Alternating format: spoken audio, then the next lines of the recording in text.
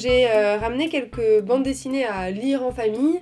Et la première, elle s'appelle Incroyable. Elle a été écrite et dessinée par Zabu et Hippolyte.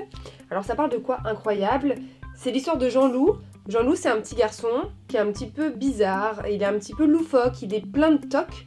Mais en fait, quand il est tout seul, il adore collectionner des fiches sur tout. Il écrit sur tout et n'importe quoi. Et en fait, on se rend compte qu'il a un super bon talent de conteur. Et ça, il s'en rend compte pendant en fait une présentation où il a oublié en fait la totalité de sa préparation. Il a dû improviser et en fait, il a un talent d'orateur incroyable. Alors, il décide en fait d'aller concourir au concours du meilleur résumé de Belgique.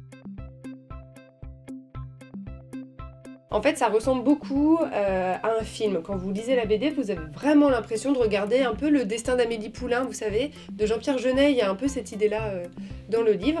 On présente les personnages, ils sont hyper touchants, attachants. C'est une fable, en fait. C'est un livre qui est très doux, qui est très mignon, qui parle d'un trouble, quand même. Les tocs, c'est un trouble qu'a ce petit garçon.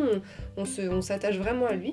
Et on va découvrir un peu pourquoi il est pas bien, qu'est-ce qui s'est passé dans sa vie. On sent qu'il y a un père absent et une mère qui est pas là aussi. Voilà, donc il y a tout ce récit un peu initiatique sur la libération de la parole de l'enfant. Donc c'est super mignon, super sympa.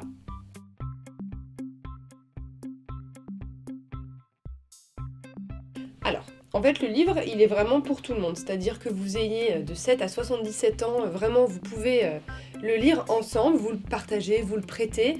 Moi, je pense que c'est sympa de le lire avec ses petits-enfants ou avec ses enfants parce que, comme c'est l'histoire d'un petit garçon, eh ben, les petits vont forcément en fait pouvoir s'identifier à ce petit Jean-Loup qui est tout mignon et qui adore faire des fiches.